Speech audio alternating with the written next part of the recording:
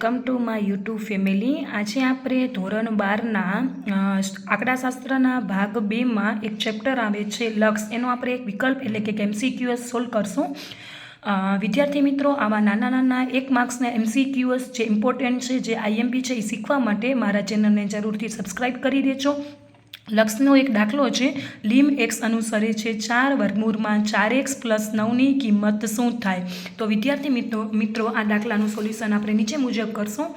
લક્ષ લીમ x અનુસરે છે 4 વર્ગમૂળમાં 4x + 9 બરાબર પ્રશ્નાર્થ ચિહ્ન।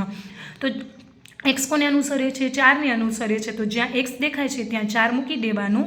4 કૌંસમાં 4 + 9, 4 × 4 એટલે 16, ચોકે 16 + 9, 16 + 9 એટલે 25, 25નું વર્ગમૂળ કાઢીએ એટલે 5। વિદ્યાર્થી મિત્રો, આવા ઇમ્પોર્ટન્ટ પ્રશ્નો, 1 માર્ક્સના પ્રશ્નો બોર્ડની એક્ઝામમાં તમને હેલ્પફુલ થાય એવા પ્રશ્નો જોવા માટે જરૂરથી મારા ચેનલને આજે જ સબસ્ક્રાઈબ કરી દો અને મારા વિડીયોને તમે લાઈક કરી દેજો। Thank you.